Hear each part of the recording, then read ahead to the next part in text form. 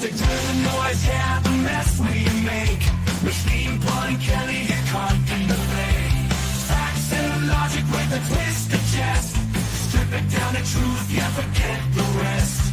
Humor pulls the lies right out of the park. Look beyond the shadows that set the dark. Sparks of laughter fire up the night, bringing clarity when they blur the fight. Cut through the chaos, yeah, the tangled lies. Machine Pun Kelly with a set of clear eyes. Truths and jokes gonna rock this show. Step into light where the real facts flow.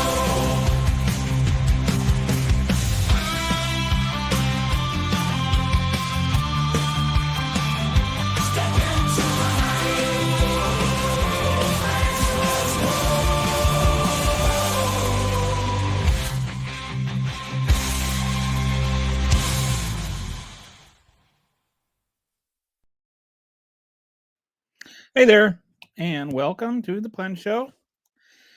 As you will notice, I'm not wearing a t-shirt today. It's like in the 50s in Texas.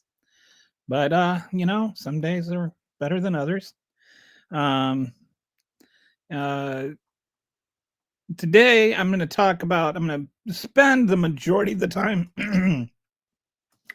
on the healthcare savings accounts, the proposal that the Republicans are putting forward to replace the Affordable Care Act, and I'll get into it later, but just suffice to say that it's an absolute disaster. It is exactly what you would expect it to be. It is good for rich people and bad for middle class and poor people. And I'll go into all the details of why. This time I got smart. I did something I haven't done in the past. In the link, in whether you're on YouTube or Twitter or on Facebook, there's a description thing that has all the dashboards that I'm using. So if you want to actually click on the dashboard and look at it and explore around, you can do that. I'll show it on my screen. You don't have to, but if you want to look at it for later, sometimes people are asking me about, like, oh, where's your proof or whatever. All the they're all linked. They all have source data, so you can look it up and see for yourself if you think it's true or not, that I'm not making it up. But anyway, hopefully, and you can share those with your friends or your family, or the MAGAs that are arguing with you. They just share them away. But for each of the main topics I'm talking about today, I'll have one of those. And yesterday was actually kind of fun for me, even though it might not have seemed like it, because I got a lot of, like MAGA trolls, kind of pushing, like trolling, I guess would be the word. And I'm not afraid of pushback. I'm not afraid of being challenged, and I'm actually very open to learning new things and to hearing feedback. But I've got a few rules of engagement I'd like to address. First of all, like, just insults like libtard is not an actual debating tactic. It doesn't mean that you're right if you can use a 5th grade insult. So, like, just ad hominem attacks are not good faith arguments. I'm not going to respond to those. Neither are just these kind of sea lion arguments where, like I said, everything I have is sourced, everything is there, to just get in and like keep saying, oh, prove it, when I've already proved it, is just, it's bad faith. It's not that I can't prove it, it's that you can't accept it's been proven. Then the third thing that I wanted to address is the contrast to that is the reversal of that is just saying things and, with no substance. And then, like, you're wrong unless I have to disprove you. The difference is I have actual things to back up what I'm saying. So with all of that said, I'm not getting the troll bomb today, so nobody heard that is a troll, I guess. But anyway, thank you for listening, if you are listening. Oh, you're from Ghana. How neat. I used to live in Liberia for 2 years. So you were practically my neighbor. Okay, well, he doesn't love you. I'm sorry. Um, the he says they love President Trump, but President Trump does not love Ghana. He says you're a shithole country. So I don't agree with him, by the way, but that's what he thinks of you. So today the first thing I want to talk about is just going to follow up a little bit on what yesterday's entire show was about. The boat strike stories, if you've noticed, they keep changing. And I was thinking about like every Law and Order episode ever where the guy that did it, like his story changes like every single scene. And it feels like that with Pete Hegseth. He keeps changing his story. Like, okay, he was there watching the whole thing, but then when it came out that there were the two people, well, then it didn't happen and he didn't order it. And then Admiral Bradley, whatever, ordered it. And then he wasn't in the room when that happened, but he was in the room when the first strike happened and he couldn't see through it because of the fog of war. And, then he had to go to a meeting that he doesn't specify what this meeting was or why, this admiral would just take it upon himself to go murdering people in his absence, but he totally supports the murder of the two people. Like, when you change your story that much, you're guilty. And Rand Paul, I hate to say it, but man, in the last month, I've agreed with Rand Paul and Marjorie Taylor Greene, and I just never thought I'd have that happen. But Rand Paul is right on this. He's right. He's been right all along. And he was right to call them out on the first strikes, and he's right to call them out on the second strikes. So, I mean, a war crime is a war crime, and it's not even a war crime, really. It's just a crime. Because like I said yesterday, the first strikes are illegal too. Regardless of the Trump said so magic, they didn't magically become terrorist groups, and they didn't magically start acting in armed conflict. None of those things are true. They're just murderers, and anybody that defends them is defending murderers. And war on drugs is not war. War on drugs is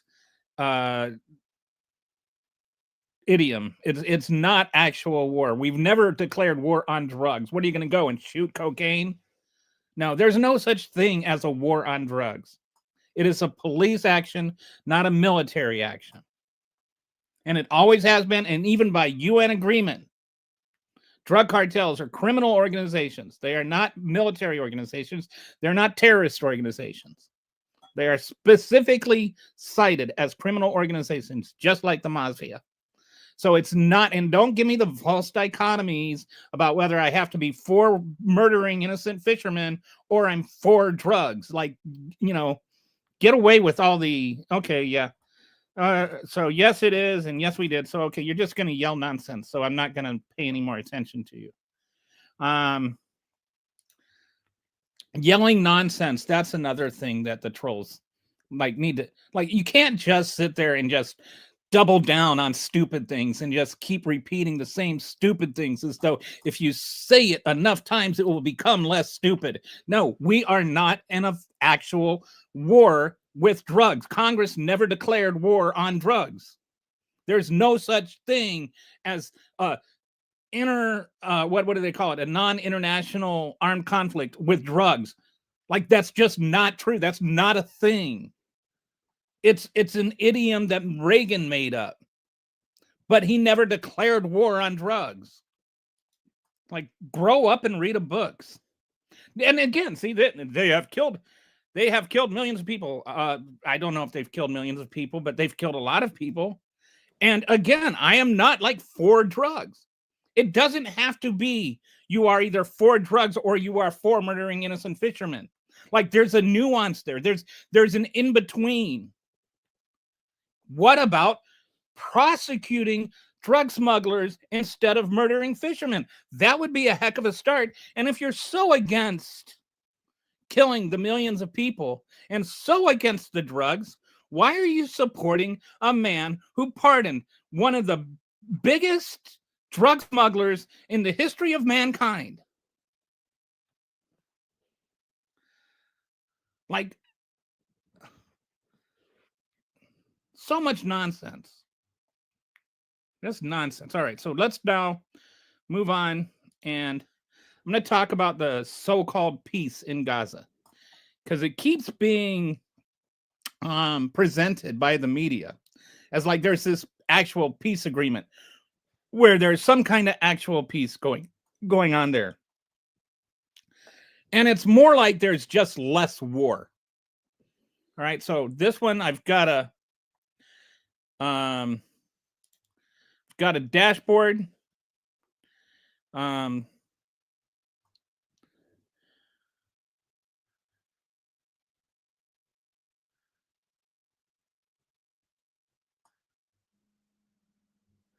Uh-oh, hang on.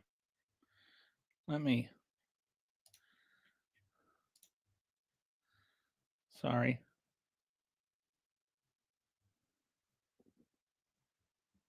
I messed up. Thought I had this all set up. Give me just 1 second here to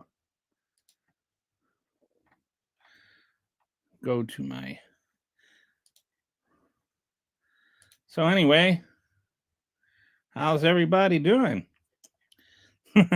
This is all right, here we go. Almost there. Thought I had this opened up in a screen ready to go, and I didn't. So apologies for the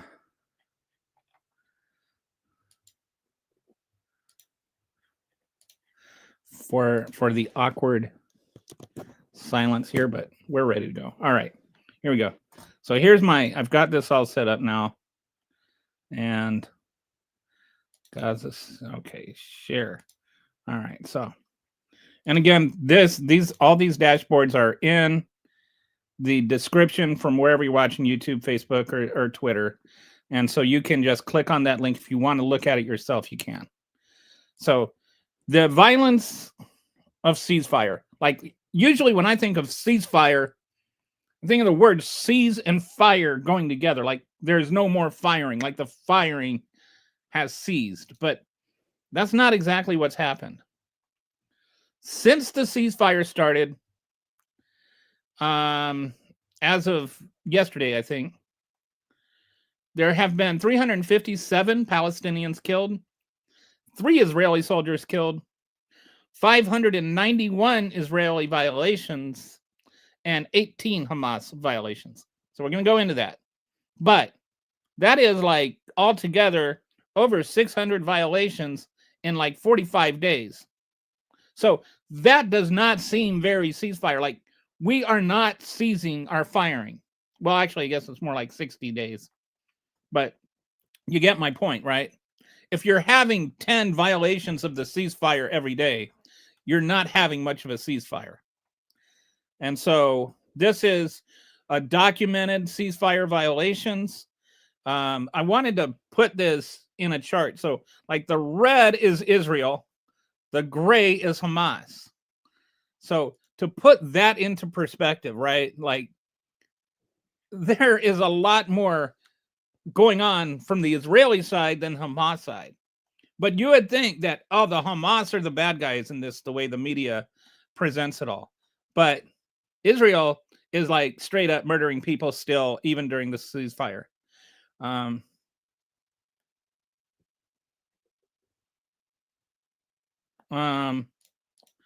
So who dies in the ceasefire? This is like, to me, it's not just about Israel or even Hamas, because I think that the justification for a lot of the people that are on the Israeli side, that like Hamas is bad. It's like another false dichotomy. False dichotomies, by the way, is like the Republican favorite way of arguing. It's when you present things as only 2 options. Like either you're for drugs or you're for murdering people. Like you can't be like, I'm against drugs and murdering people and I'm for prosecuting drug smugglers.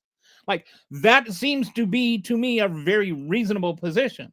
I am for Israel as a nation. I am for Palestine as a nation. I am for either one of them murdering people. Like, just why can't we just be on the murder is bad side? Like, why does it have to be a question mark there? So this is a perfect illustration of what I'm talking about. Who dies when the ceasefires are violated? Okay. When Israel does it, Palestinians get killed, right? They're bombing and doing all kinds of things. Then when Hamas does it, they're killing Palestinians too. They're killing people that they said were cooperating with Israel during the thing. So both sides kill Palestinians. And then when Hamas kills Palestinians, Israel uses that as an excuse to kill more Palestinians. Like, people do not understand what has happened there from 1853 to now. And they don't understand what's happened there under Hamas. Only, I think, if you look it up. Okay, so what happened is, I want to say 2006, 2007. I don't remember the exact year. But 20, like almost 20 years ago, Hamas had their election and Hamas won with a plurality of the votes. And for the MAGAs in the crowd, a plurality is what happens when the person that gets the most votes doesn't get the majority of the votes, which is what happened with Donald Trump. And if you like mention that Donald Trump did not get a majority of the votes, you watch them like just go into convulsions, like you just told them we use Arabic numerals in schools and, Phoenician lettering. So anyway, even then they didn't have a majority of the people that voted. Most of the people that voted then have died. Most of the people that are living in Gaza right now never had a vote, never had a chance to vote Hamas out, because Hamas is bad, but that doesn't make Israel good, and Israel is good. That doesn't make Hamas bad. Like, there's a way to just say, hey, why don't you just let Gazans have their own free and fair elections and become a self-determinant society? Why can't you just give them autonomy and democracy like, other countries in the world? They've been shoved to the, like, basically beach land. They're like almost getting shoved all the way out into the sea, like millions of people, by international laws that they didn't set. They didn't decide to give up their homes. It was decided for them. Look up Nakba. Look up what happened. If you're an American and you know about the Trail of Tears, Nakba is like the Trail of Tears, but it was for Palestinians.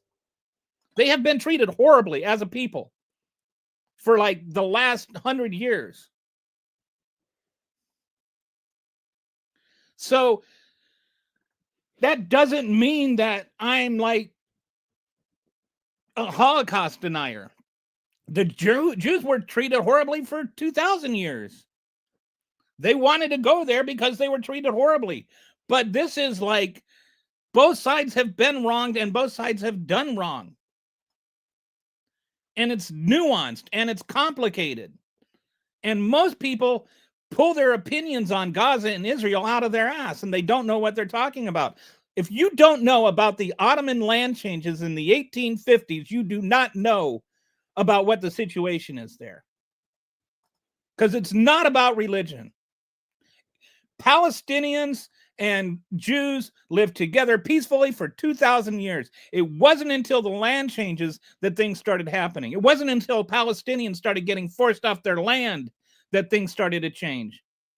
So please don't make me into this like anti-Semite. I'm not. I have family that's Jewish, and I'm not at all anti-Semitic. I think that Israel has a right to self-determination as a nation, not as a religion. So anyway, you've got both Hamas and Gaza and Israel killing Palestinians. in this so-called ceasefire. 2 Israel soldiers have been killed while they were operating excavators in an Israel controlled zone. There's 2 stories on that. One is that the Israel side is that they were fired on. The other side is that a device just exploded, like an unexploded improvised explosive device exploded. The retaliation was Israel killed 45 Palestinians. The other side of that is that Palestinian, or that Hamas fired on them, but this was like, even Hamas denies they did it, and it's complicated. There's like some people are like, I think Hamas is saying that with the other one, there were people that actually fired on Israeli soldiers, but these are people that are on the other side of the yellow line, like on the Israeli side of the line, and they don't have any control over those, and so they're like saying it's not us. But one soldier got killed on that one, and they killed 109 people back, including 52 children. Like the retaliation by Israel for everything, every slight is inhumane. And this is what I mean. Like, at what point do we just call this murder? Because that's what it is. At what point do we call it genocide? At first, I was reluctant to use the word genocide because genocide to me made me think of the 6 million Jews that were killed during the Holocaust. And so, like, the idea of Jews committing genocide seemed like my brain had to throw up or something. Like, I could not absorb that. But the more you get into this, the more they're starving people to death. They were supposed to, I think there's humanitarian aid. It was supposed to be 600 trucks per day. And its actual limit, they've been up to 300 a day. And that's not even accurate. Like, that's the high end. That's not the average. On a good day, they get 300. They were supposed to get, I think if you average out the number of trucks they've actually received with the number of days, it's been actually 120 trucks a day to a community that is starving to death and has been starved to death and destroyed. It's not like they can just grow new food. Like, this is genocide. I don't like saying that word. I don't like saying that word in connection with Israel. But it is what it is. All right, so cumulative Palestinian deaths during the ceasefire, you can see, like, I think there are a total of 8 days. Since in the 50 days since we started the ceasefire, there are 8 days where there wasn't any casualties. There wasn't any fire. So there's no ceasefire. And so you hear these people that are saying, oh, well, it's about to end. It's about to end. We're about to get into phase 2. We haven't gotten even remotely close to the end of phase 1. And the rest of it, I mean, like, when you start talking, there is just no way. There is no way that Gaza is going to let itself be governed by Donald Trump. Like, that's just not going to happen. That would be like AOC taking over the Republican Party or something. Like, it's just not going to happen. Okay, so we got some comments here. All right, so, hey, Kitty, good afternoon to you too. I'm glad you mentioned the Trail of Tears. So you condone killing innocent Palestinians. I don't know where I condoned killing innocent Palestinians. I think I'm pretty clear on, no, I am the opposite of for killing innocent Palestinians. Do you condone? No, I don't kill innocent Palestinians. Are you talking to me? Because I don't know. Or is there somebody that I've got muted or something? I don't understand where you're coming from, where you got this idea that, like, I'm pretty clear that I'm saying everything Israel is doing is wrong.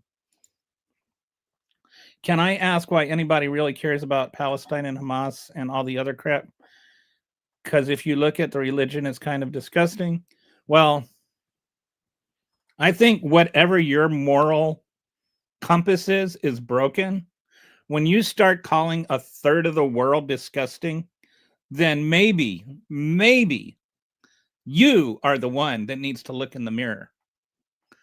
Um, as an American born living in America, I could give a bleep less about what other countries are doing. We have enough of our own problems here.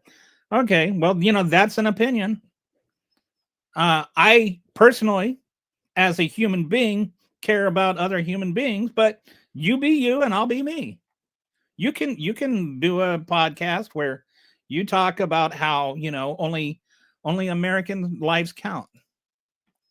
But the problem you should because living here in America, what type of people do we have coming over here?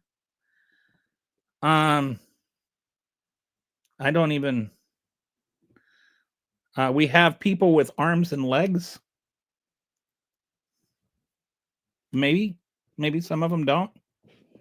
I think we need to stop generalizing people at all in terms of like bad, and especially dehumanizing people, making it so that some people are less human than others. Like when people call other people, you know, NPCs or whatever, animals, dogs, monsters, all of that kind of stuff. Dehumanizing rhetoric only makes you, um, I don't want to say less human, but what's the word I'm looking? Sociopathic. Human beings are human beings. Stop calling human beings anything otherwise. I won't call Donald Trump an animal. I will never call people animals. I'm finally going to join Costco today. It should be great. Not sure. Oh, are the MAGAs? Are they boycotting Costco because there's Costco suing over the tariffs? They've always been a Sam's Club people anyway. The Democrats handing out crack pipes and needles that killing people, but y'all minority losers are okay. Okay. Knowing Stefani when you go shopping at Costco, do you know who owns Costco? Omega owns Costco. That's hilarious. Okay. Magtards, please boycott Costco. It will be a pleasure for the rest of us all. I don't like using the tard word either. I don't like putting tard on anything. Like I had a son whose child had a friend whose son had Down syndrome. When I was in Boy Scouts, it was actually my Boy Scout leader, and his son had Down syndrome, and I was like 10, and well, I was actually a weeblo at the time, and so his son comes home in tears because a bunch of kids had sat there and called him a retard, and his dad was crying because this kind of abuse that was happening to his son that he couldn't do anything to stop. And this was like in the 80s, if this wasn't late 70s, early 80s, it's not like you could it was a different time in terms of sensitivity about these things. Anyway, I saw that and I never thought about using the word again. And anything that attached to that disgusts me. So I think libtard is vulgar. I think magtard is vulgar. Please don't use those words. They are not even listening to you. They probably aren't, but oh well. US MAGA pay for our Costco membership. Okay. I don't know. This whole thing got on to Costco. It is the government that are the problem, not the population. Yes. It's like America didn't become a different people from 2024 to 2025. If the Biden Harris Obama regime did the same thing that you try, but Biden, Harris, or Obama wouldn't do the same things. So This is like if here you want to talk about this for a second. You want Trump's pharmacy thing, all right? Where, like the Trump pharmacy, I can't remember what he calls it, but basically he took something that the Democrats have been proposing for 20 years now, stamped his name on it, and then all of a sudden the Republicans were cool with it. I'm not criticizing Trump for that. I'm saying he deserves credit for it. I'm not changing what I think based on what a person did. But Republicans change what they think based on what a person did. Drugs are bad. Drugs are bad. Drugs are bad. Donald Trump pardons one of the biggest drug traffickers in the history of the world. And not only that, one that aided the cartel that traffics the most fentanyl, the one drug that you are ostensibly worried about. The biggest trafficker is the cartel that he worked with. And not only that, the same cartel had their money laundered through Binance, and he pardoned the CEO of Binance that was helping them do that. So you tell me who changes what they believe based on what a person is doing. Donald Trump is a rapist, pedophile. He's certainly an adjudicated rapist. Consider you're a pathetic minority loser. I don't know what that means. Honduras. Yes, Juan Orlando Hernandez was the president of Honduras. I think that's what. You're exactly right. They wouldn't do the same thing that Trump is stopping. No, but yes, they wouldn't murder people on the high seas. Okay, so went through all the comments there. This is what I mean when I say like rules of engagement, like these kinds of arguments. You're exactly right. First of all, it's YOUR''RE. Like, please stop the war on apostrophe.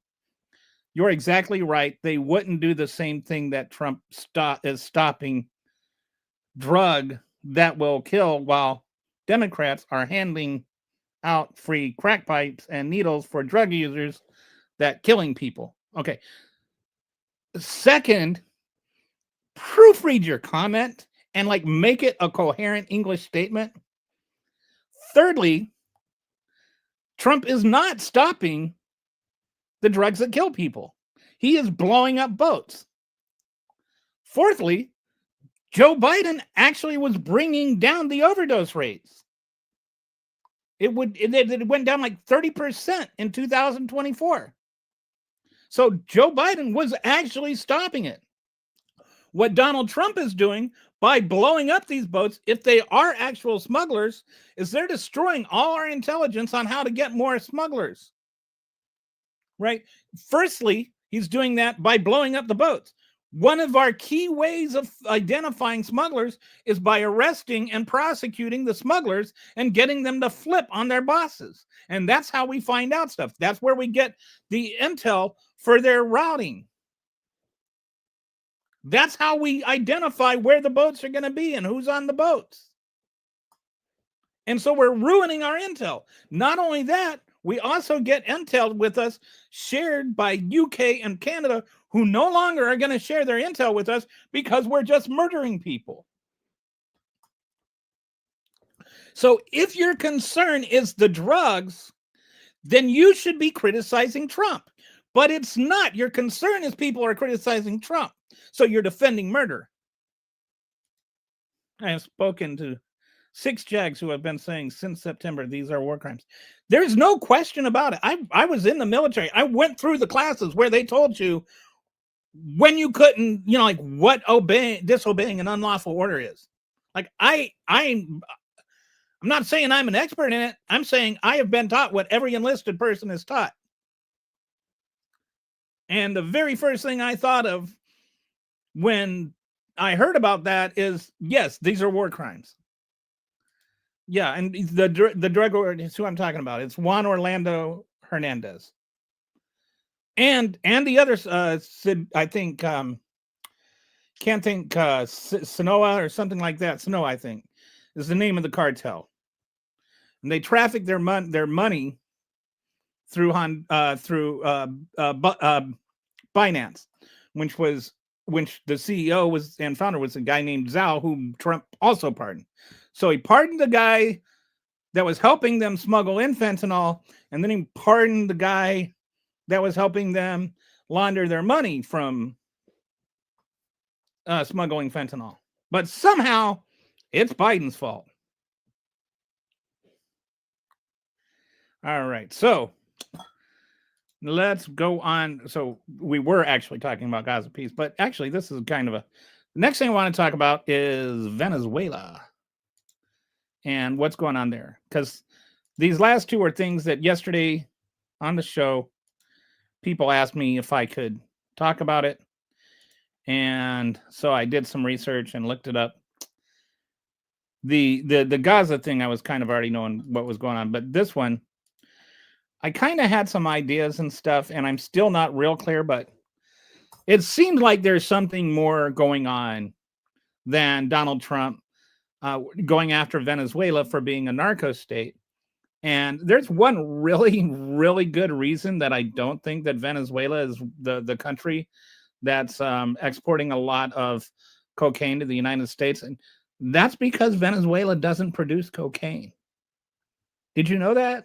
Or did you just assume it's in South America, therefore it's a narco country? All right, so let's go into this. He's got 15,000 troops deployed, which means we're spending, I think, about 500, what is it, $500 million a day or something like, no, maybe that's not, maybe $50 million a day. Anyway, we're spending a buttload of money on this whole operation. The oil, I think, has probably got a lot to do with it, because I'll get to that in a minute, but basically because Trump has said things that would indicate that oil has a lot to do with it. We've got $450 million in big oil money contributed to Trump's campaign or to his inauguration or to his ballroom or whatever. He's gotten a buttload of money from the oil industry. And Venezuela has 303 billion barrels of oil, which is the largest reserve anywhere in the world. And 70% of Americans oppose military action there. And I think as we get closer to where, like, he's actually talking about land strikes, I think you're going to see that number go up. I don't think most Americans really feel like we should go and invade Venezuela, especially since, again, they don't actually have narcotics there. So just stepping, Trump tried to invade during his last time. I think part of it is he wants to be a war president. Like, he just like, as much as he campaigned on the no new wars, you know, he's just, he wants to be the tough guy, and he wants to be seen as a war president. He wants to be like, you know, like Roosevelt, not FDR, even though FDR was a Roosevelt. He wants to be Teddy Roosevelt. You know, he wants to be seen as being like the guy leading people into combat. And they are 100% an oil country. They are very, very much an oil country. And so I think it has much more to do with oil than cocaine. Like, what are they exporting? They're not exporting cocaine. What are they exporting? So the narco state excuse falls apart on a few different grounds. The Trump administration claims Venezuela is a drug trafficking hub run by narco terrorists, but the evidence tells a different story. Venezuela doesn't produce cocaine. According to the UN Office on Drugs and Crime, of 3,700 tons of cocoa produced worldwide, over 2,500 tons come from Colombia. Venezuela doesn't appear on production maps. 84% of cocaine seized in the U.S. comes from Colombia, not Venezuela, per the DEA's own 2025 report. Guess who was president in 2025? Give you a hint. It was Donald Trump. Colombia's president, Gustavo Petro. Oil as at the heart of the matter. Trump is not thinking about democratization of Venezuela, let alone narco trafficking. trafficking. So this has nothing to do with narcotics. All you people sitting there screaming about the boats and, oh, how can they be just fishing boats and all that? Look at a map. It's not about narcotics. Then Trump pardoned an actual drug trafficker, right? Honduras. Trump pardoned Juan Orlando Hernandez, the former Honduran president who was convicted of being at the center of one of the largest and most violent drug trafficking conspiracies in the world. If you're not aware of this, the cartel he was working with was El Chapo's. You know, the whole like season 2 and 3 of Narcos, that guy, like the most violent gang leader, drug guy, cartel dude in like history. That guy is who he was working with. That's the guy he was helping.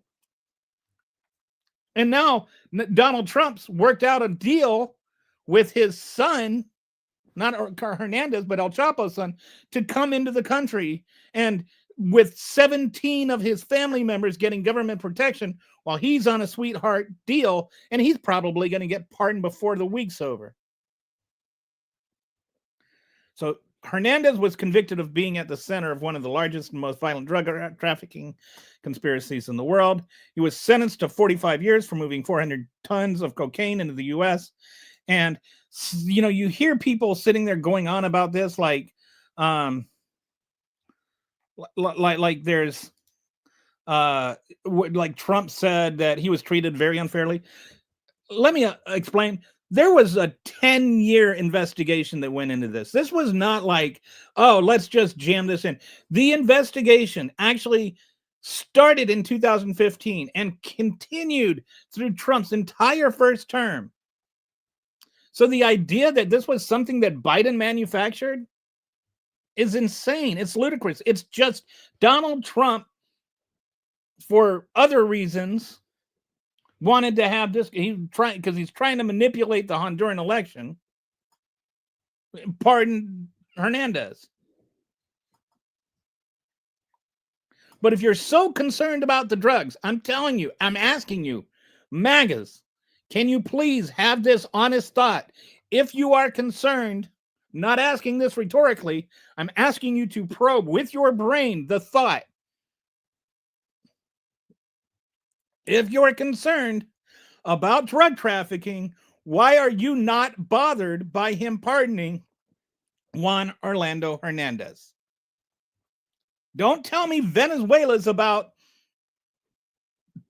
drug trafficking when Venezuela doesn't export cocaine and he's trying to get rid of, and he's pardoning the guy that does. Okay.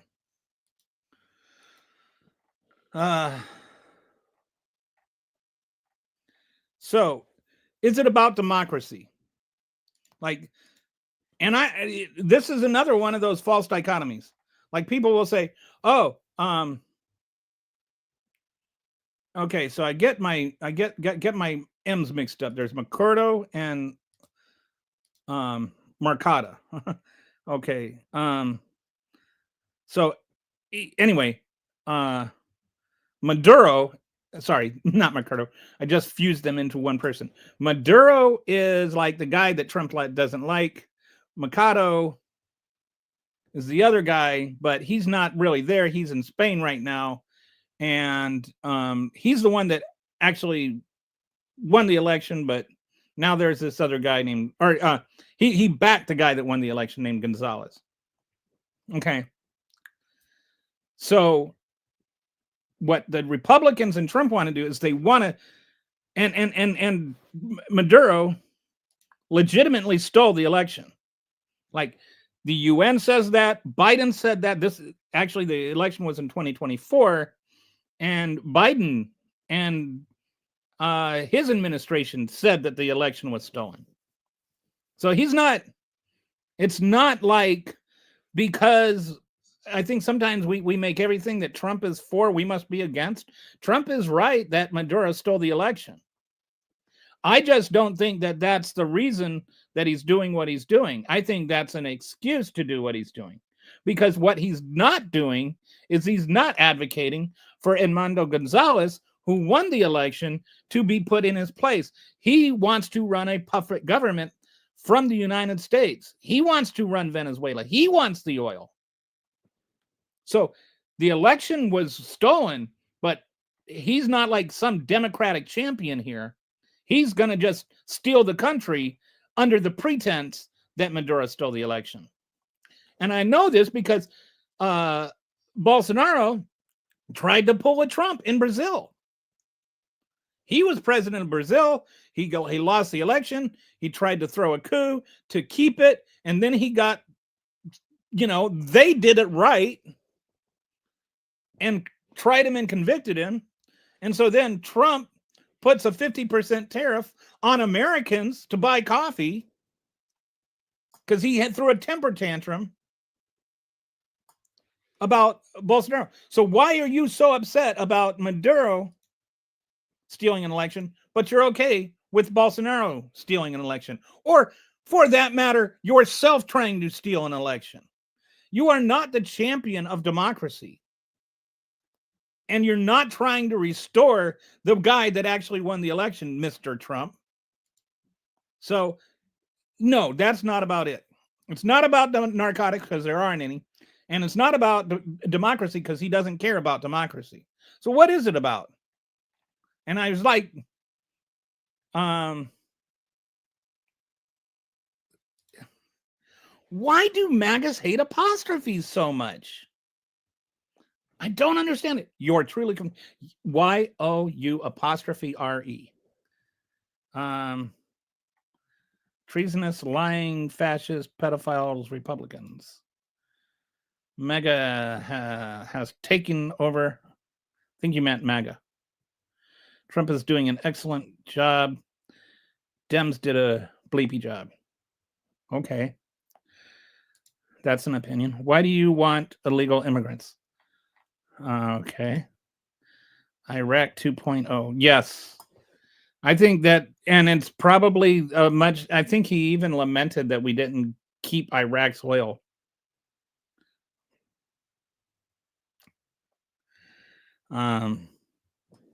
But I think a large part this is about oil. I smell bleep. I don't know what the bleep is that you're smelling. Our nation is run by a gang of gangsters who take bribes and kickbacks. There's just so much corruption that you could like spend 50,000 shows going through it all and never get through the end of it. So again, 400 tons is quite a lot. Drugs that are sold in our cities. Yes. 400 tons is, I think it's 50 million doses of cocaine. Apostrophes are woke like the Oxford comma. It's like, don't even get them on the Oxford comma. They think you have to go to Oxford to understand this. No boats or illegals are coming into America. Dems hate our country, probably. Like, what is NC and like? What was that supposed to be an argument? Was that supposed to be a rebuttal of some sort? Like, do you think you said something relevant, or do you talk like this at home? Like, what is wrong with your soul? Like, why do you hate everything so much? Like, man, some people are just so hateful. See, this is what, see, all they can do is just insult. They can't actually like make a cogent argument. It's either, a straw man or false dichotomy or an ad hominem attack. They can't actually argue. The drugs got bad because Joe did nothing but sleep and bleep his pants for. Just such a weird take. You're also weird. All right. So, but I read your comments. You guys can feel good about yourselves and all glowy inside. So, but my goodness, like I really, really would challenge you to think. Okay. So, gonna scroll on down to what I think it could actually be about. And as Kitty has said, oil. Venezuela has the world's largest proven oil reserves, 303 billion barrels, 17% of the global reserves.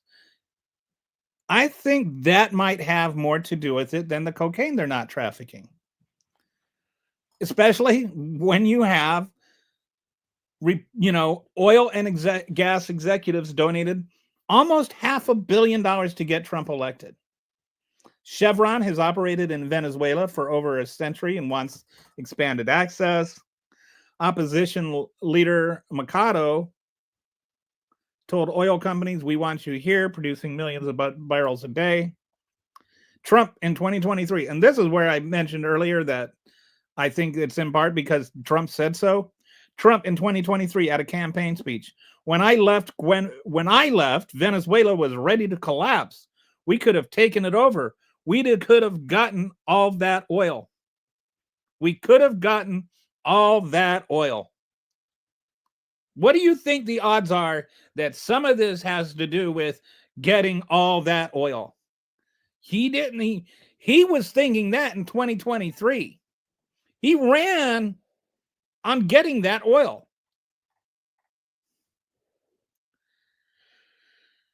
I think another thing is just he's got his own little weird alliances and narcissistic kind of like who he likes and doesn't like. And it's like, this goes back to something somebody mentioned yesterday, and I looked into it. And actually, Venezuela does send a lot of money to Gaza and does a lot of help for Gaza. There's kind of a relationship between Venezuela and Gaza. And Netanyahu does not like Venezuela. But Maduro is one of Netanyahu's loudest critics and strongest Palestine supporters globally, the guy that's, currently illegally holding office. Venezuela cut all ties with Israel in 2009 and hosts international pro-Palestinian conferences.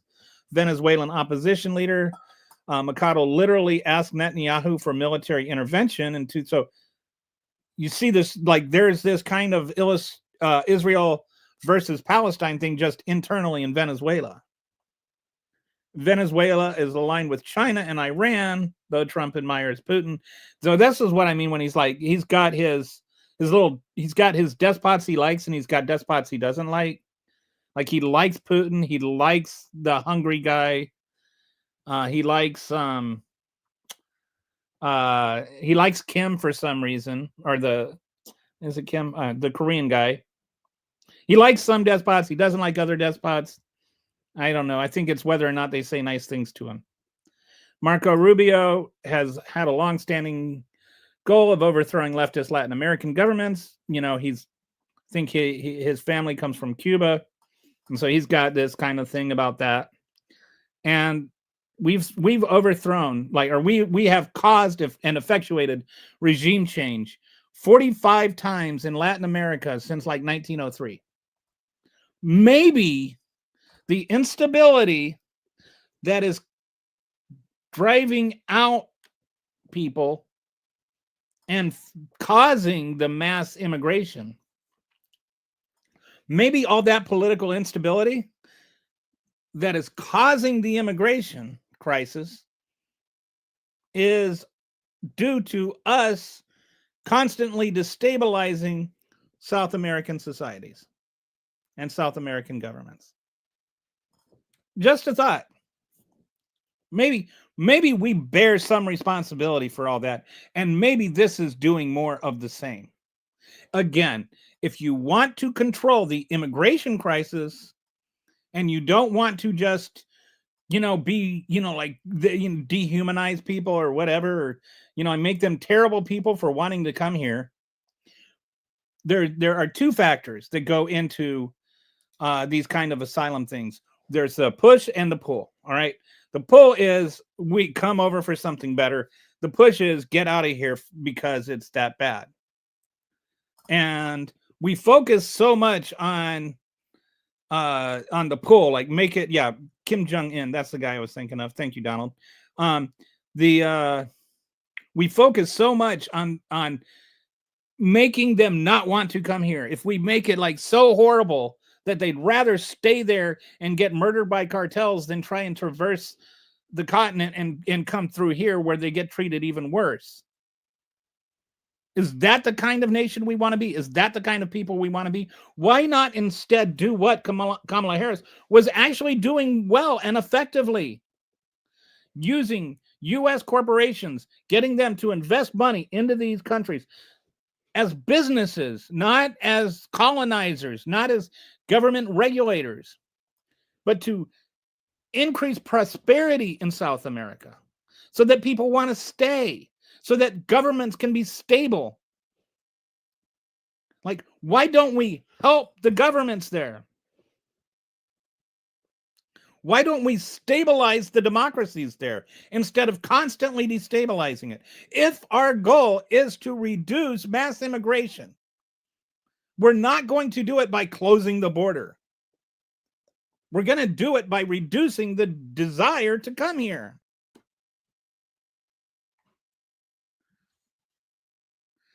I remember when his daddy was. I don't remember when he was. When the granddaddy. He must be a little bit older than me. Sorry. I think I don't know how far to go back. So we got the racist guy there. Okay, personally, I love immigrants. It is wonderful. Can you imagine how boring food would be without all the, our food is fantastic. Living in America, if you love food, America is a great place to live. I've been to 36 countries. America is the best place to go for food because you get everything. That's the joy of immigration, and it's not just food; it's all kinds of things. There is not one aspect of life that we do not owe to immigration. Not one aspect to American life and culture that doesn't get attributed to immigration. You like rock and roll music? Well, maybe that wouldn't technically classify as immigration, but with it certainly isn't a Western culture. It comes from African culture. Jazz music, all of that.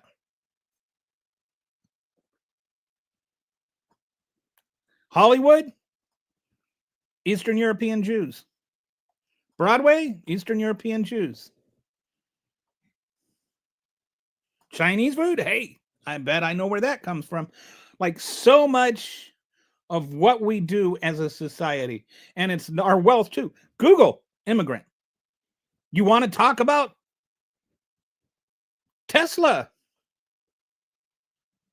Would we know what Tesla was if it weren't for an immigrant? Or electric cars? Like, name something in our society that does not owe itself in some way to immigration. You can't do it. Alexander Graham Bell. Think he was the son of an immigrant. Trump cleared out factories to allow Americans to get their jobs. Many stole. Dems need vote. Yeah, that's just nonsense. Might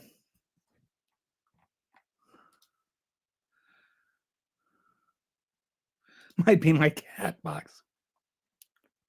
It would be Iraq 3.0, Desert Shield, Storm. Yeah, that's true.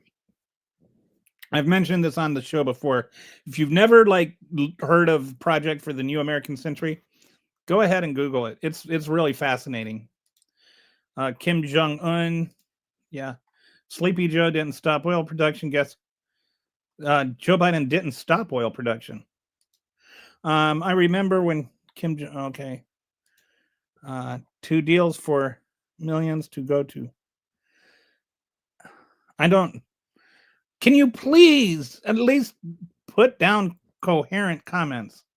2 deals for millions to go into Dems offshore accounts. Very dirty. Okay, that's just like wacko conspiracy nonsense. Yes, we don't want them here illegally, dummy. What about the ones that are here legally?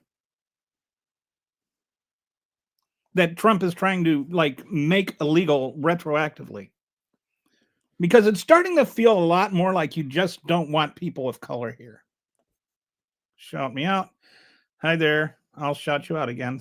I don't know how Slider Z 2650.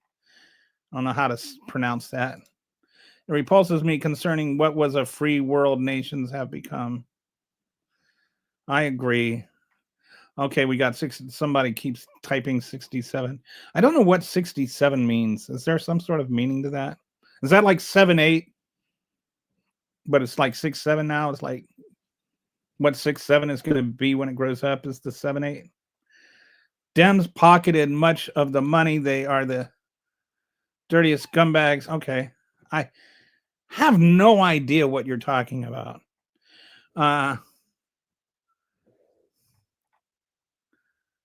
Okay. I'm actually in agreement with you. I don't know why this is a partisan thing, but I think most, like, I am 100%. I belong to Azor. I just went and picked up my Azor order today. You know why? Because I grind my own grain to make my own bread. Do you do that? Like, don't think that just everything you believe liberals oppose. I'm against, like, I think we need to do a lot more about getting our food. But if you're really, this is what I mean when sometimes Republicans can be, and MAGAs can be worried about the right things, but they don't show me that they're worried about it through policy. Like, if you're really worried about people eating healthier food, shouldn't you be worried about them having access to healthier food? Like right now, there are so many people that live in food deserts, or fresh produce is just more expensive. There's just no way for them to live on healthy food. And so they end up getting the processed food. So where is your concern? Like, actually follow through. Show me a policy that helps people like actually eat healthier. I'm all for that. I'm 100% behind that. I talk about this. I've put videos up about it on my channel. I am you like I am very, very into this. I haven't opened a can to eat other than canned tomatoes. I'll use canned tomatoes, but that's it. And then it's only just the tomatoes. Other than that, I don't open cans anymore. I grind my own grain. I mill my own flour, dude. So I am not like sitting there gonna defend McDonald's. I don't know why everything has to be this. If you're for something, the liberals must be against it. Have also been to other nations. You cannot give the Schrodinger's immigrant. You cannot say that they are stealing your jobs. Yeah. Did you get that from me, Kitty? I've been talking about Schrodinger's immigrant. I think it's a good way to put it. It's like, they're stealing our jobs. They're stealing our jobs. Oh, and they're still lazy and they're just living off for taxes. They're stealing our houses. They're stealing our houses. Oh, they all live in the same house. Wake up, America. You're in a war. You just don't know it yet. Kick out. I'm not going to read that. He doesn't. I don't know who doesn't what. Sorry, I meant to say you cannot give the Schrodinger's. Yeah, I understood what you're saying. Like you're talking to somebody else to. But I like the words Schrodinger's and immigrants put together. That's what I was saying. He stopped drilling he did not stop drilling. Like that just did not happen. Do you know that oil production actually went up under Biden? That's an objective fact. It did not. Gas prices did not go up because he stopped drilling.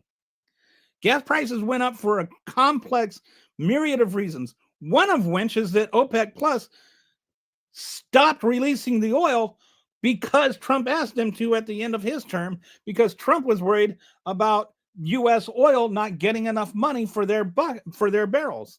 So there was a reduction in supply right at the same time we started ending COVID. And so then there was an increase in demand. And it's like a lag between when supply, what like to turn oil into gasoline. And the oil that was cut was not cut in the United States. The oil that was cut in OPEC Plus, in other countries. This, like, if you're worried about these things, if you're genuinely worried about these things, look them up, learn about them, know what you're talking about, instead of just regurgitating things you heard on Fox News about how the liberals are at fault for everything. Like, look and understand what the issue is. Pick an issue, any issue, and learn about it one at a time. Don't read a Fox News article. Actually learn what the things are that you're talking about. Please, for your own sake. I'm not trying to win an argument with you here. I'm trying to help you as a human being to understand how the world works. You can't just take what other people tell you and just blame everybody.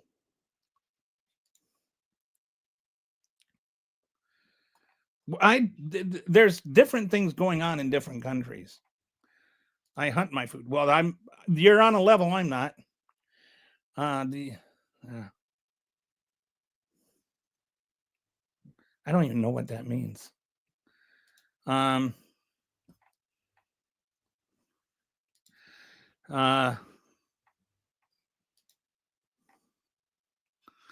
Okay, thank you, Kitty. All right. So, is there anything important to say here? France serves healthier meals for students than the bleep they have. Yeah, I think that there is, mad rush. We need to have healthier food in school lunches. I remember when Michelle Obama tried to do that, and a bunch of Republicans got really, really angry with her because she was saying, like, hey, kids, diet and exercise, or eat healthy food and exercise. Now it's maha, maha, maha. Everybody's like acting like RFK Jr. invented the idea of eating healthy.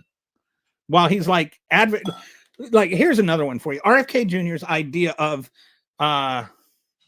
making America healthy again is that the poor people that are fat take a Ozempic and keep eating the processed food that you're saying is bad, rather than help them get healthy food.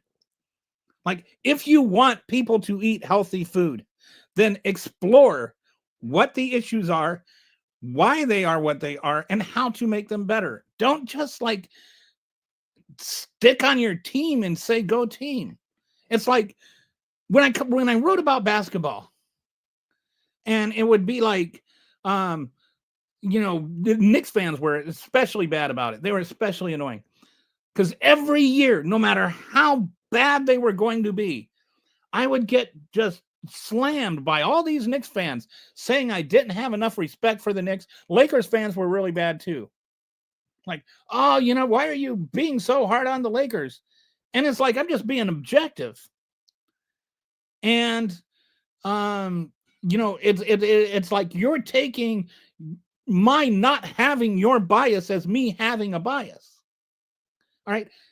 Learn enough to doubt yourself. Like, I know that I'm learning because I change my mind on things. I learn things. I become aware of things. Those new things make me go, I never knew that, or I never realized that. And so I adjust my thinking.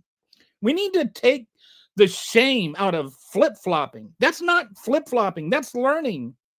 Learning is a good thing. We need to become a nation that learns again.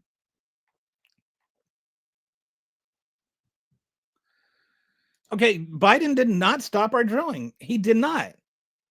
Okay. So that covers the Venezuela thing. I know we haven't been talking about Venezuela for a while because I went through the comments. And it's kind of funny going through the comments because it's almost like, why do I even try and talk about anything else? Because the comments are all over the place. But hey, here we are. So the next thing I want to talk about is the main thing that I wanted to talk about is that the Republicans have been discussing having a new. They finally got a plan, an alternative to the Affordable Care Act.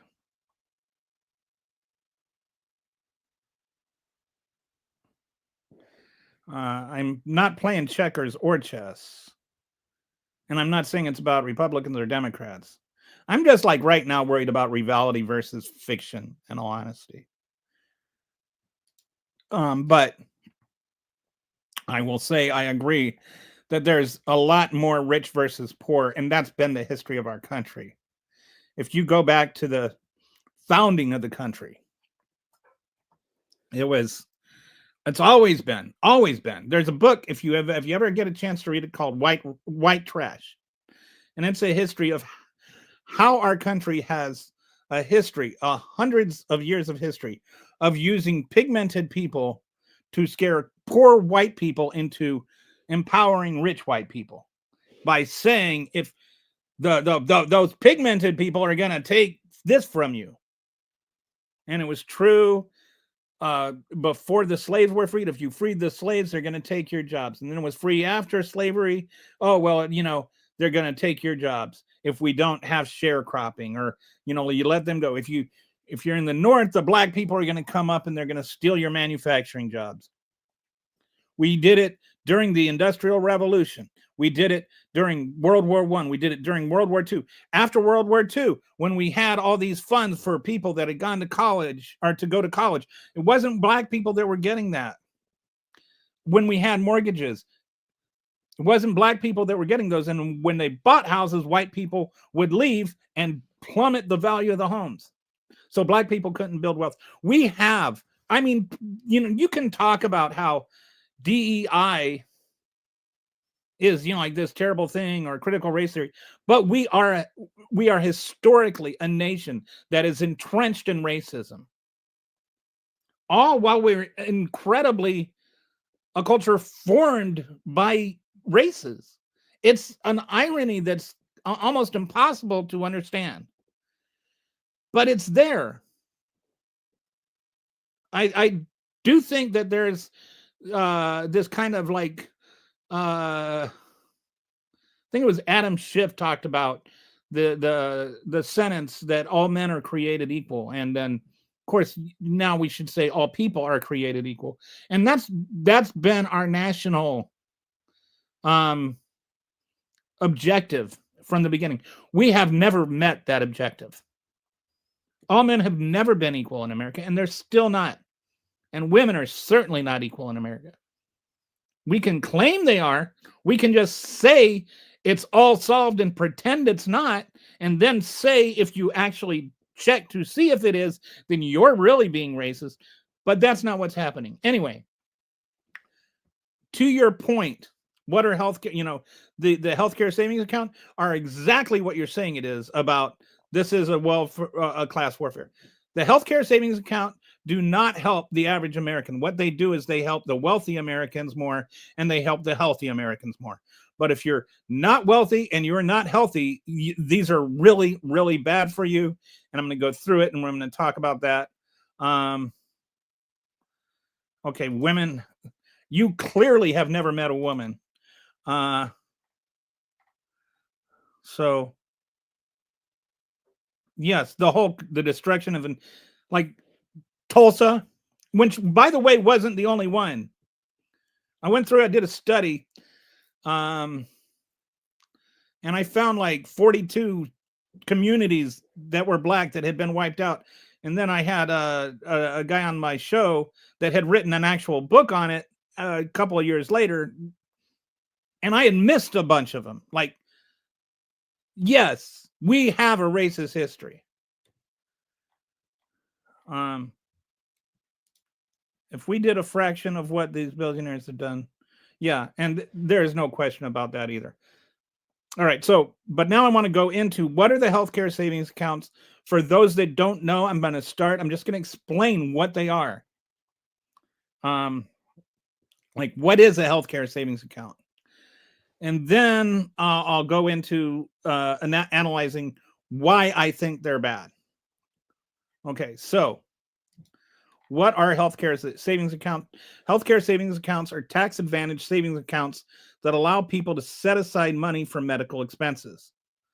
Oh, by the way, just a reminder, if you are following online. If you want, if you're on Twitter, YouTube, or Facebook, there's in the description, I have a link to this dashboard. You can look at it along with me if that's what you desire, or you can just look at your screen. Or if you want to look at it later, you can do that too. Anyway, healthcare savings accounts are tax advantage savings accounts that allow people to set aside for medical expenses. To qualify for HSA, you must be enrolled in a high deductible health plan. So what the idea is that you have this high deductible health plan, and then you have a healthcare savings account, and then that savings account can pay for your deductible if you need to pay for it. Simple enough in theory, not so great in execution, and there's a lot of reasons for that. Okay. One of the big incentives, and the reason that rich people want this is because the tax benefits. Any money that you put in a healthcare savings account isn't taxed. So it saves you money on taxes. It does not save you money on healthcare. It saves you money on taxes. When you hear John Toon or whatever, these people that are pitching it saying it's going to save the average family $1,000 a month, it's not going to save the normal family $1,000 a month. It's going to save the family that can put all their taxes, stock their healthcare savings account completely. It's going to save them money in taxes. It's not going to save anybody money on healthcare. So contributions are tax deductible. The money grows tax-free, and withdrawals for qualified medical expenses aren't taxed. Triple tax advantage. So you don't pay money when you put it in. You don't have to pay the income for the money you put it in. The money grows without taxes because, it's got the interest and whatnot. And then when you withdraw for qualified medical expenses, that's not taxed either. So you don't have to pay taxes on any of it anywhere. There are limitations to it, though. You can only spend $4,300 or save $4,300 for individuals and $8,550 for families. All right. Now, when you're talking about a high deductible, I don't know what you're thinking of for a high deductible, but the minimum high deductible for families is $3,300, and for individuals is $1,650. But here's the kicker: you can't, and the tax savings account, that's like you can pay for your deductibles with it, you can pay your co-pays with it, you can pay for your medication with it, but what you cannot pay for with it is your premiums. Okay? So what they want to do is they want to say, we're going to help fund these healthcare savings accounts for you, but you can't use premiums to pay for it. Unlike flexible spending accounts, unused funds roll over year after year. So if you're like a really healthy person and you've got a lot of expendable income that you can just keep piling up all this interest on, and you're not going to spend $4,300 on healthcare, and you'll have people that won't even spend the money from their healthcare savings account. They'll just spend the money out of their regular account because they're just using this as a savings account. So they can just roll it up. Currently, HSAs primarily benefit higher income individuals. About 60% of HSA tax benefits go to households earning over $100,000. Wealthy individuals in the 37% tax bracket get 37% in tax savings for every dollar they contribute, while someone in a 12% bracket only gets 12% in tax savings. So do you follow me? Like, what that means is if you're in the you're saving money on your tax bracket, right? So if you're in the highest tax bracket and you're putting any money in the savings account, the money that's not going to get taxed on you is going to be more than if you're making $12,000. So inherently, this becomes a regressive tax. But it's like a regressive tax relief. The richer you are, the more it saves you in taxes. And that's barely even the tip of the iceberg, because who has money to save? Most people that don't that are in the bottom tax bracket do not have $5,000 a year to save. So they're not really saving anything. And then because you can't pay the premiums for it with it, you still have to pay the premium in order to qualify for it. So you save $1,000 a month, but you spend $2,000 a month, you don't come up ahead.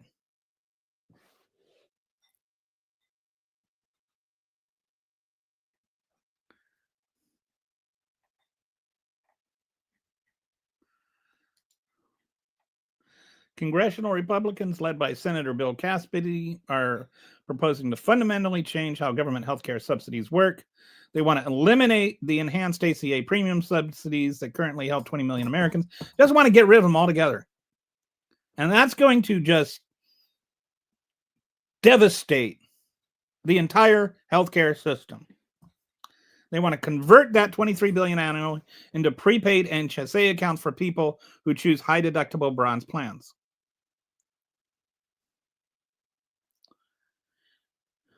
And then government funds the HSA accounts, not individuals contributing from their own paychecks.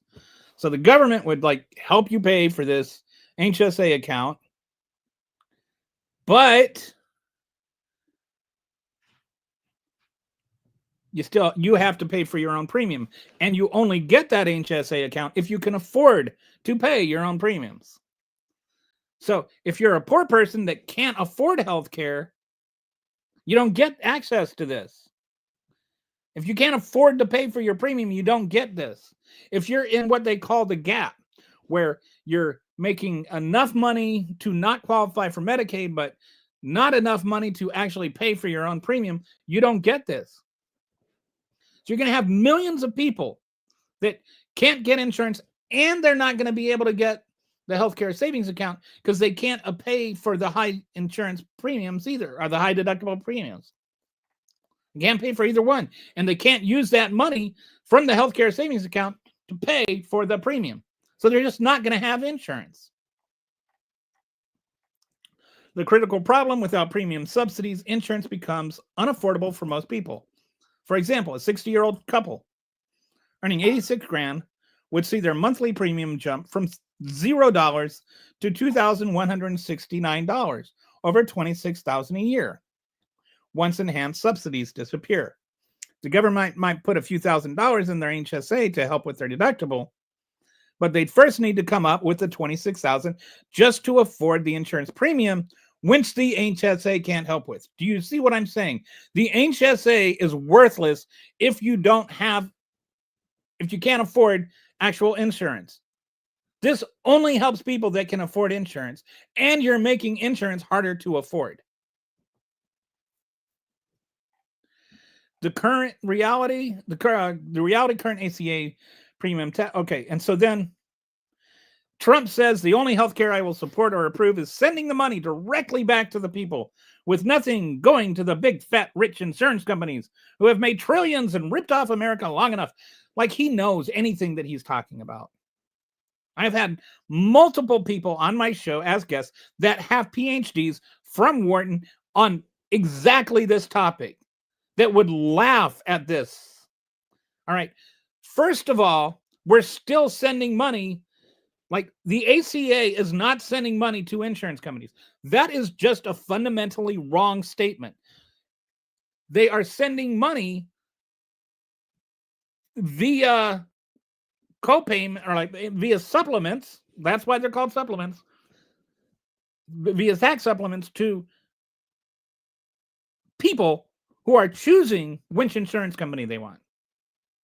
So I'm on ACA. I have ACA. I can go and I can review my different options. There's a gold, there's a silver, there's a bronze plan. And the bronze plan is the cheapest. And the silver plan is more, and the gold plan is more. And I think the silver and bronze plans, the government helps you out with. The gold plan, I don't think it does, but I might be wrong. And it's up to 400% of the poverty level, which the poverty level is a big joke, which I won't even go into. But depending on how much you make, the government will supplement the insurance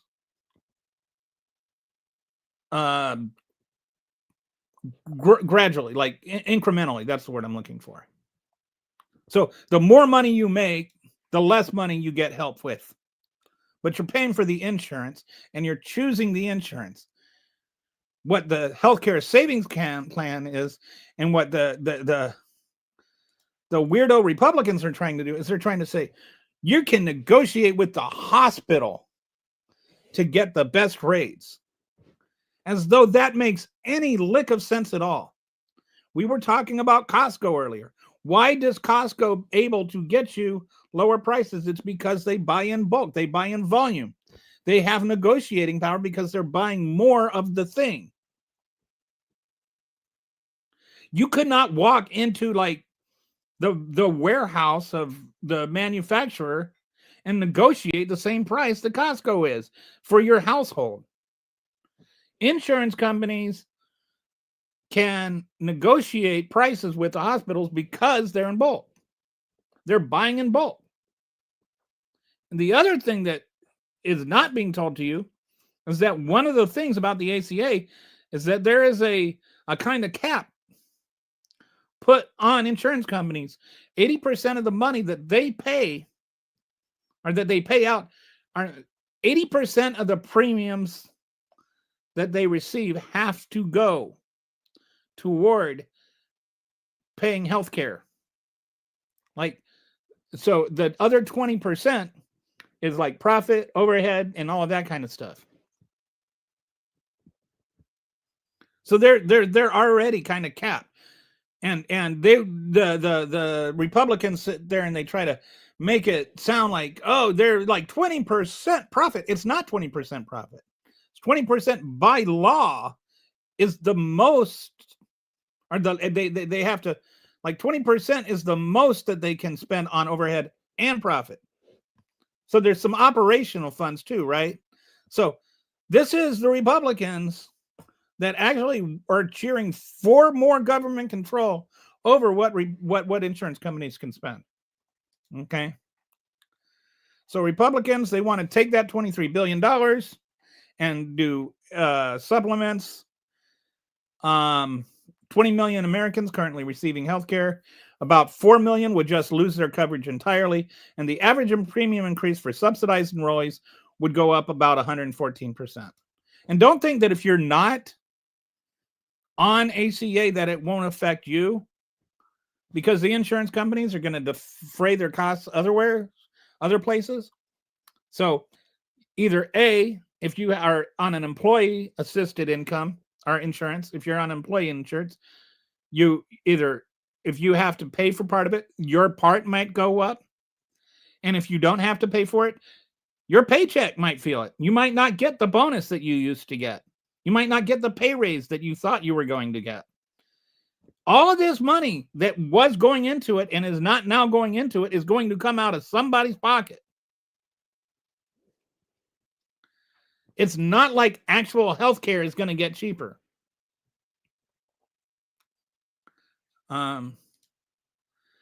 So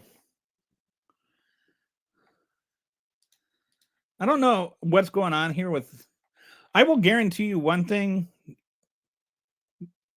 Chef, whatever you are, Resistance Kitty is probably more educated than you are. I'm just going to say objectively, factually, she's got multiple graduate degrees and I think a PhD. I don't think you do. I might be wrong, but just so you know, just stepping up for my girl here. She's a smart woman. And she does not just spout nonsense.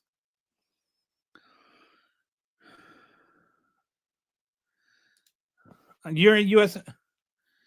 Okay.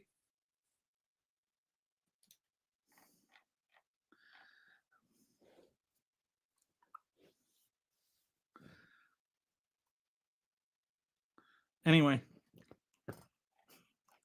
Sorry. Got distracted.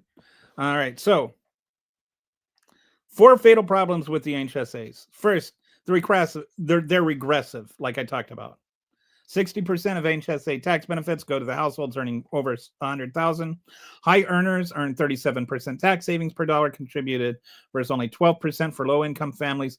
That is what I was talking about. Like because they're in the highest tax bracket, they're actually saving more money for every dollar that goes into their savings account than somebody that's in a lower tax bracket. Only 10% of returns under 75,000 report HSA contributions. Most poor people can't afford to have an HSA.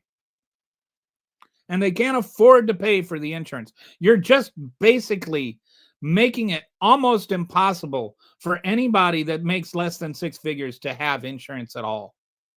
It's a terrible plan. It's just terrible. And meanwhile, if you're rich, you've got another tax haven you can use. Good for the rich, bad for everybody else. That is like the rubber stamp on every Trump policy. Over 50% people can't help those who need it. Over 50% of it. Do you think Elon Musk worries about what his health insurance is? You think Donald Trump worries about what his health insurance is? Billionaires aren't worried about their health insurance. You know who are? People that work for a living.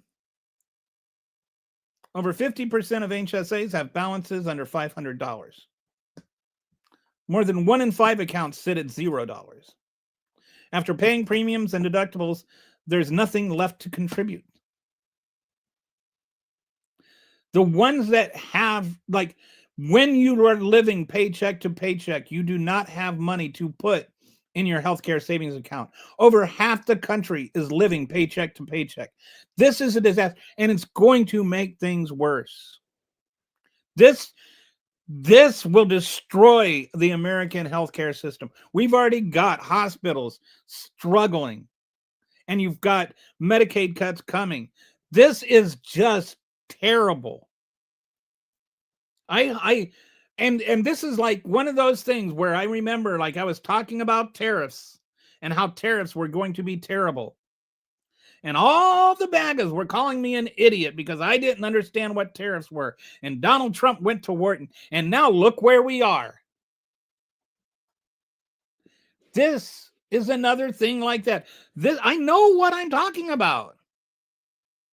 If you don't agree with me, you don't know what you're talking about. I love how they have doctors on here, on TV, to talk about.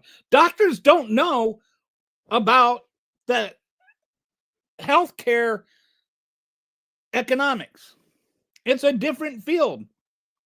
I would want a physician designing my healthcare premium insurance no more than I would want my brother, who has a PhD from Wharton in this very topic, operating on my brain. Not that he's stupid or anything, just that's not what he does for a living. That's not where his education is. Watched on MS Now, they had this senator on that, you know, they talked about all his medicine accolades and like, just the person we need to talk about this. No, he's not. That's like asking Elon Musk about rocket engineering. Just because he owns the company doesn't mean he designs the rockets. He doesn't have an engineering degree. This guy has no idea how the economics of hospitals work. He might know how to, heart surgery works, but those are two different things. So anyway, you get the healthcare savings account paired with inadequate coverage. Bronze plans cover only 60% of healthcare costs. So how long is your healthcare savings account, even the one that's funded by the government, is going to run out? And you're still paying the premiums.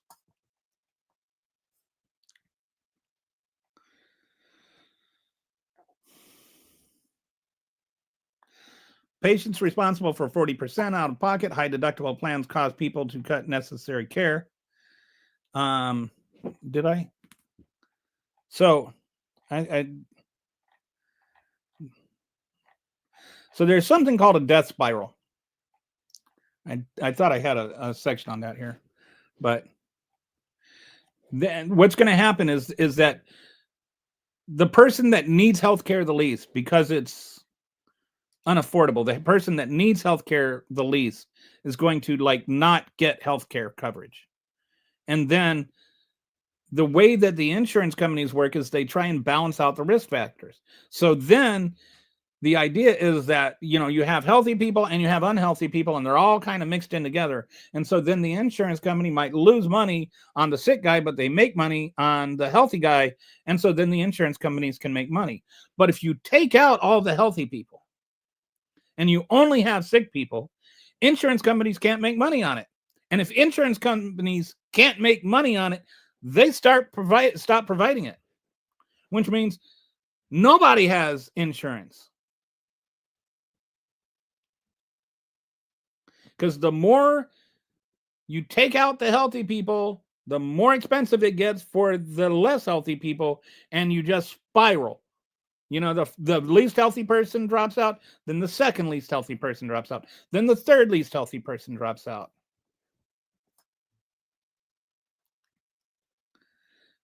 Healthcare savings account with high deductible plans where there's no exchange, all of that just comes out of the wash. And so then you have the other alternative is you just get back into where you can't get health insurance if you have pre-existing conditions.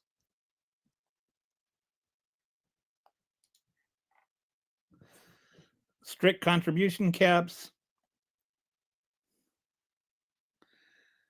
There's just, if you're an individual, if you're a sick individual, like a sick as in physically sick individual, then, and you have a $4,300 a year limit, that means that's,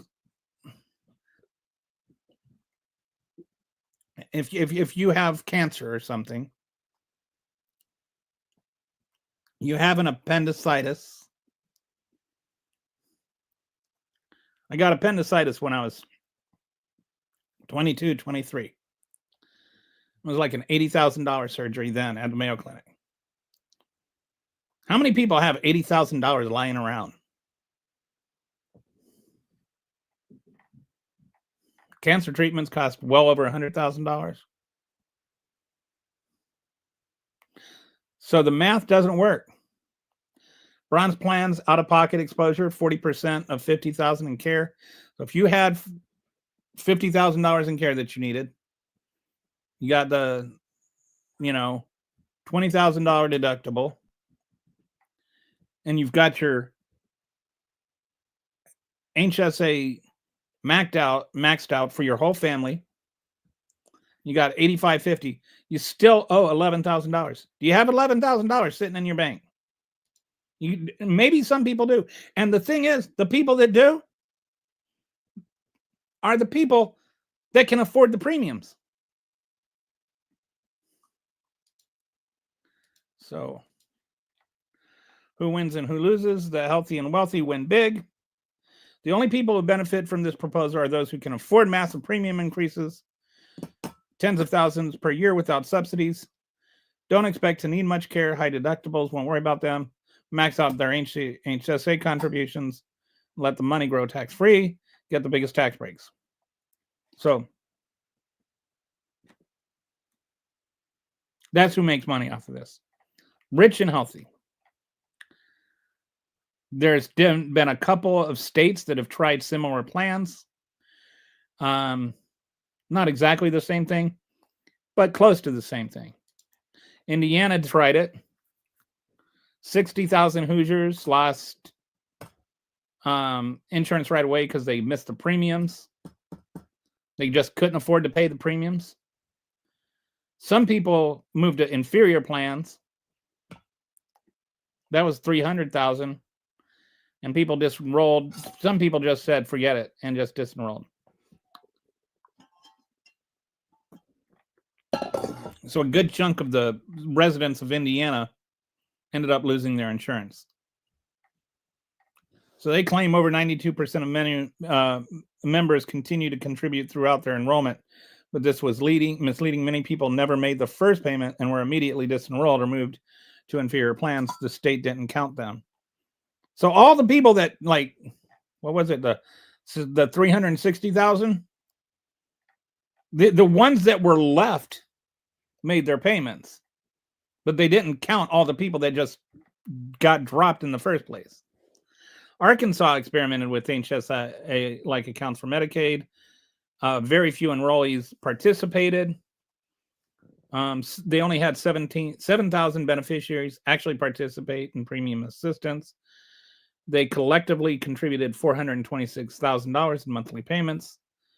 Implementation cost $9 million over 18 months. That's $21 administrative cost for every dollar collected. So that doesn't sound very efficient, right? It's like it costs more money to run the program than the program was worth. Patient advocates pointed to studies showing that financial skin in the game requirements discourage low-income people from getting needed care. The accounts didn't make people better healthcare consumers. Yeah, so there's this whole idea that, if you give people free healthcare, they're just going to abuse the system. That's generally not true. When I was in the Air Force, there were some women, like I worked in the clinic. I was medical administration. For a while, I worked in outpatient records, and there would be some people that would come in every time their kid got the sniffles. But for the most part, and so there was for a while, we should have a $10 copay just to discourage people from coming in for frivolous reasons. But there just wasn't enough abuse to justify it. And the thing is if you're making these things a thing, then you're also making it harder for the people that are legitimately sick to come in and really need care, but can't have it. And then you say, well, what if it's just you get 10 by, after the 10th time? Well, then if you're chronically sick, then you get punished and you're more likely to have to pay more money. So all of this ends up just discouraging people from needing care from getting care. And honestly, the thing to me is, I know this is going to sound like an extremist left-wing radical thing, but I think that the point of healthcare should be people getting healthcare. I think the main goal of it should be healthcare. I don't understand why we're the only nation in the world that can't figure that out. Not everything has to be about making money. Why can't we just be about making people that are unhealthy healthy? Why can't it be about making people that are sick well? Why can't it be about that? Why do we have to have these stupid conversations about healthcare savings accounts versus insurance premiums? I am all for Medicare for all or a public option. Even if we just had what Obama initially wanted, and I just have a government-run insurance company that's nonprofit, that guarantees insurance for anybody, that supplements the health insurance care. Then if people want to go and give their millions of dollars to the insurance companies, then Donald Trump can have his way and they can get a spanking. Because nobody want to do that. But it's socialism or whatever. But it's reasonable.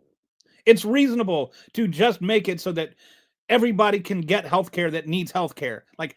It's unreasonable to me. Any system that prevents people from getting healthcare that needs healthcare, that is unreasonable. That is extremist.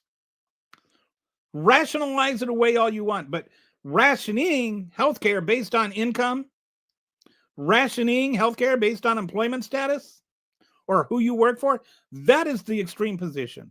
Not saying that people deserve it. All right, so I think that... So the death spiral, this is what I was talking about. I did have it on here. So the death spiral is what happens where people keep leaving the system and it spirals out more and more. And eventually no insurance company, even no one accepting zero profit, can operate with an average customer of $4,000 a month, but premiums at $20,000 or $2,000 a month. Insurance companies can't lose money. Otherwise, they will stop doing business. This is like kind of rational, right? And healthcare is inherently going to be a business where not everybody can, like pay more than they get. Not everybody can pay for all the healthcare they need. So some people are going to need to receive more from the system than they put into the system. That's just a basic biological reality.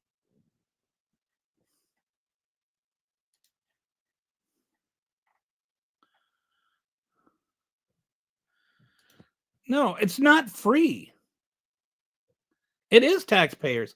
But some of us, I know this is going to torture your brain, but what if people that are for universal health care actually know that it's taxpayers, but it's not about that to us? I want my tax money to go to that. I would much rather have my tax money go to helping people save their children's lives than have my money go to ending a fisherman's life in Venezuela because Pete Hegseth told me they were a terrorist. I'm all for it. I pay my taxes. I'm happy to pay my taxes. But maybe it's about how we want our taxes to be spent. And we're not under some delusion that it's free. You think killing people in Venezuela is free. Honestly, okay.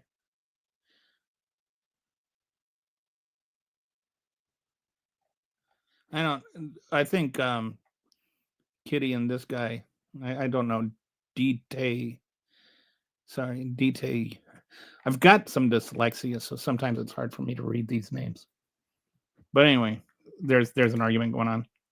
It is literally about power and control, because if you don't have insurance and anything happens. Yeah. And have you noticed all of the countries that have universal health care, and you talk about Canada, you talk about France, you talk about England, you talk about Norway, you talk about Switzerland, talk about all of them. None of them are saying that they want to go to our system. None of them are saying, oh, this single payer sucks so bad. I wish we could do like America, where 30% of the population doesn't have any health care at all. Like nobody's arguing for that. Why do you think that all the people that get, insurance paid for by their taxes are not trying to change it? But the one country in the world where we can't do that, you have a majority of the population that wants to change it. Why do we have a population where the politicians are the ones that get to say whether or not you get health care?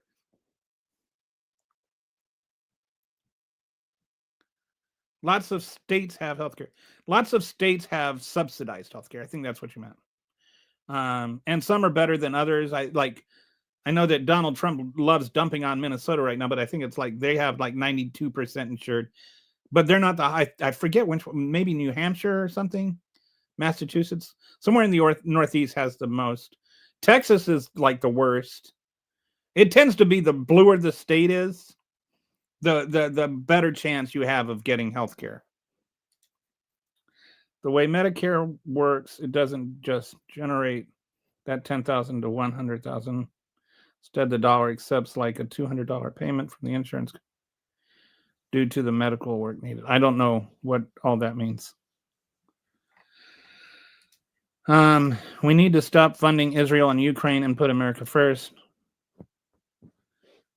And those are disjointed things that I don't know what America first means in this context. And in some sense, funding Ukraine is putting America first. Ukraine is right now kind of like the war we don't have to fight. But if Russia were to conquer Ukraine and then start conquering Poland and then doing whatever else it wanted, then that would end up consequentially costing us more money than funding Ukraine to defend itself right now. Not everything is binary or is as simple as you think. There are complex geopolitical things at stake here, because people are distracted from too many things on the media, but they don't stand up for the people to have health care. I agree. I think there are some people like they just I feel like more and more as I do my channel and do my Substack and things, like I wanted to do this because I actually really wanted to learn about things.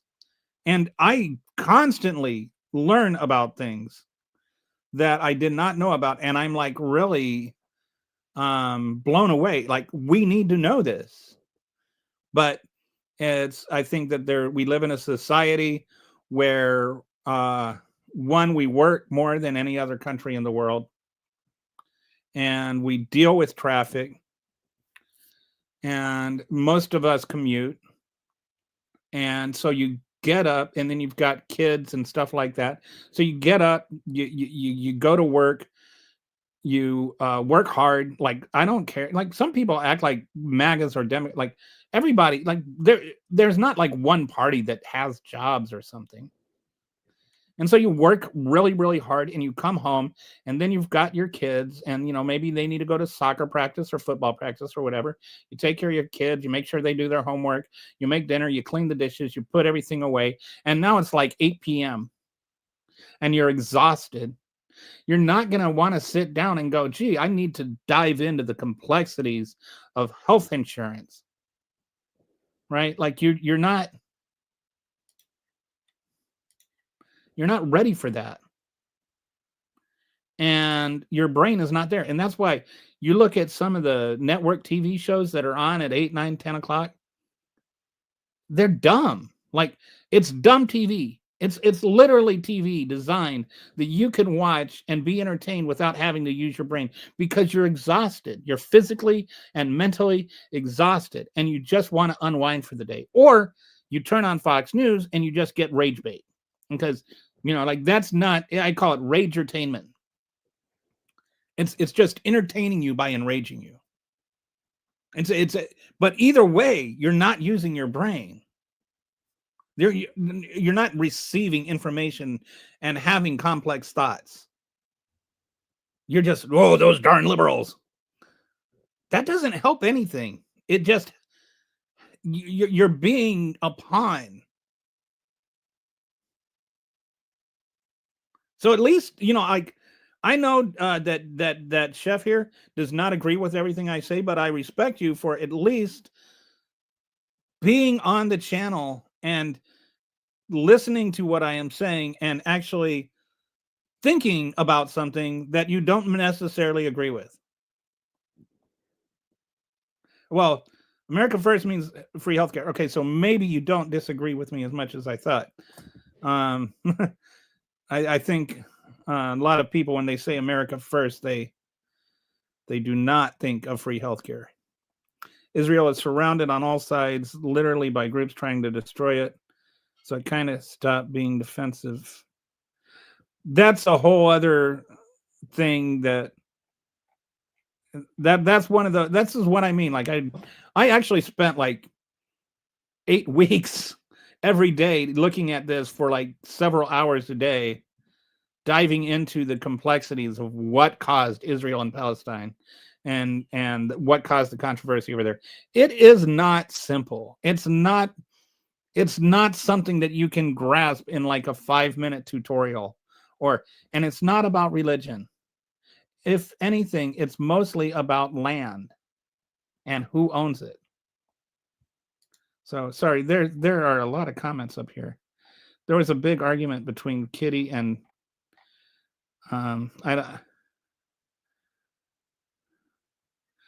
so I think,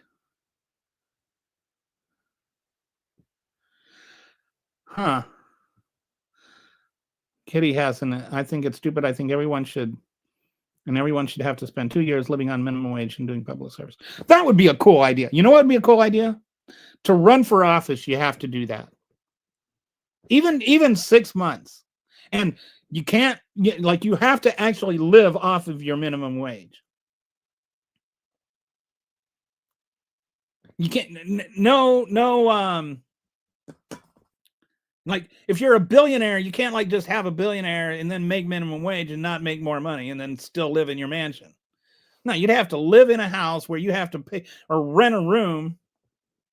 Like, you have to actually know what it's like to be poor before you start making laws and stuff. That's an excellent idea. Okay, this is not an answer about selective service. No, it wouldn't be 2 years. It would be 4 years. I'm not sure what you're referring to. There used to be a program. My brother did it. Can't remember what it was called, but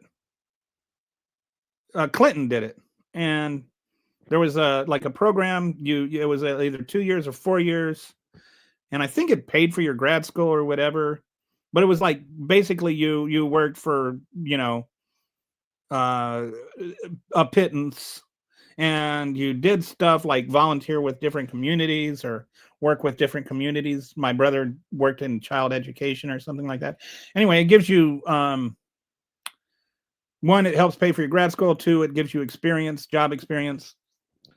I think things like that, we need to come back to things like that, like government programs that help people in transition. Right now, it's like 80. What? Or I forget. The unemployment rate and underemployed rate from college graduates is like 40% or 60% or something. Like, it is not a good time to be graduating from. Okay, sup loser Trump rules. Anyway, now's not a good time to be graduating from college, which is going to deter people from going to college, which is not going to help America. I think there should be universal health care and free healthcare education, and healthcare workers must work in public service for the. Yeah, I think we need more of this, more like actual, consideration. Because the nice thing about things like that is you also get job experience. When I was working in the Air Force and I was medical records, I was at Wilford Hall for my first service, and I knew there were so many doctors that were there for their residency. And they do their 4 years for their residency. When they were done, they could go on and get like better jobs. But they had worked in a prestigious hospital. They were able to get credentials. They were able to get experience and work with, like all kinds of people. Like, these are ideas. Like, we need to work on our healthcare system, not just how we pay for our healthcare. We have a nursing crisis, and you've got Donald Trump wants to make it so that you can't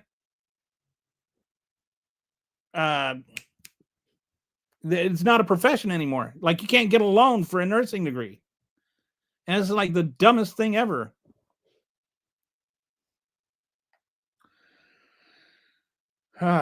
Serving the military is less than minimum wage. I don't think that's true, especially when you factor in, like, you've got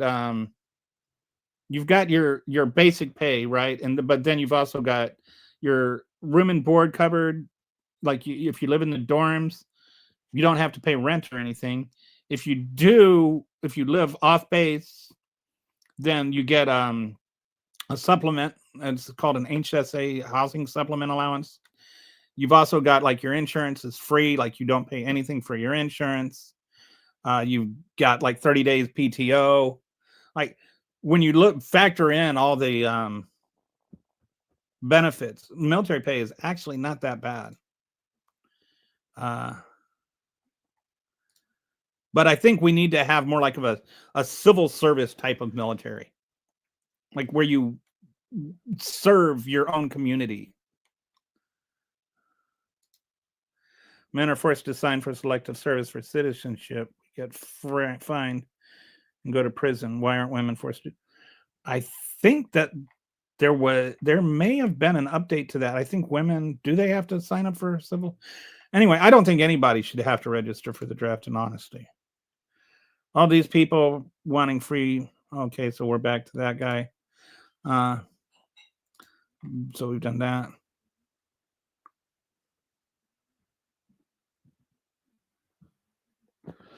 It doesn't work like that. This is okay. He's talking to somebody else.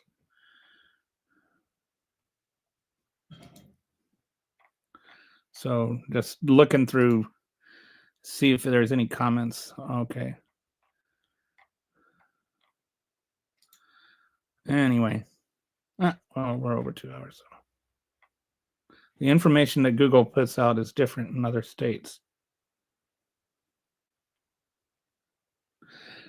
What part of Texas are you in?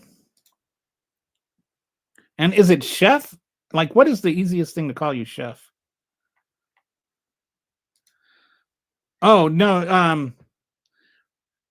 There's something called COLA, and so you've got your basic military pay, and then there's a COLA, which is just for where that's like a different that's like more money based on the cost of living where you're at. So like if you're in Texas, if you're stationed in Minot, North Dakota, the cost of living is not going to be the same as if you're stationed in California, right? So you get a cost of living allowance, and that is like literally what it says. Your cost of living is higher. Housing, rent, food, all that kind of stuff is more expensive, and you get more money on some states. It's not that you get less money if you're in other states. There's like your minimum paycheck, your base pay, they call it, and then there's supplemental income on that. The COLA, your if you're living off base, you get like a food allowance, you get a housing allowance depending on where you're at. Oh, I was at Lackland. So yeah, San Antonio is a good town. You're not that far away from me, actually. I'm up in Elgin, just on the east side of Austin. DJ. Okay, DJ.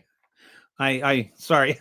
I'm when I see a big jumble of letters, I'm slightly dyslexic, so it's hard for me to parse them out, especially on a screen like this.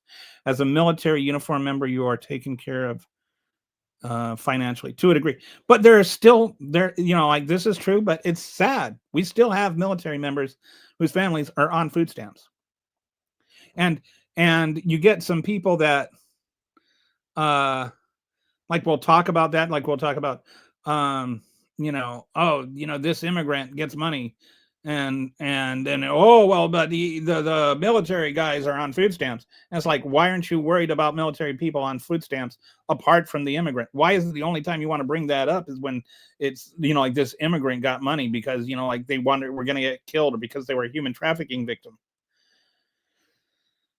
Why is it you're worried about that, but you're not worried about like Elon Musk getting $38 billion from the government, more than any human being in the history of Earth?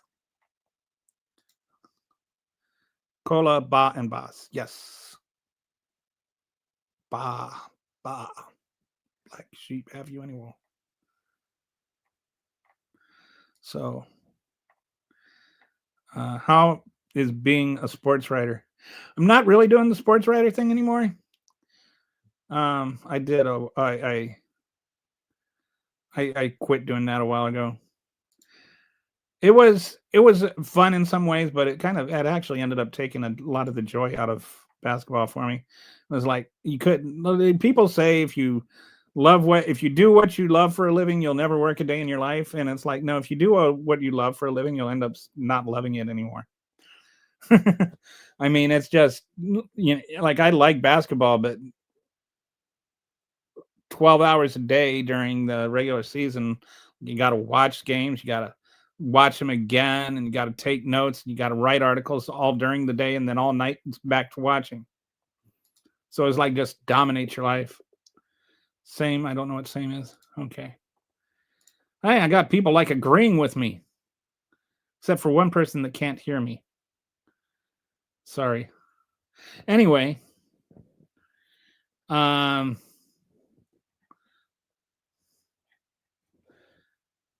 anybody want to talk about anything else? This is like, it's like crazy. It's like all the MAGAs left, and it's just like thoughtful, intelligent people left. So anyway, think we're over 2 hours, so maybe that's a good place to stop. Thanks for watching, and I'll join you again here tomorrow. Appreciate you guys.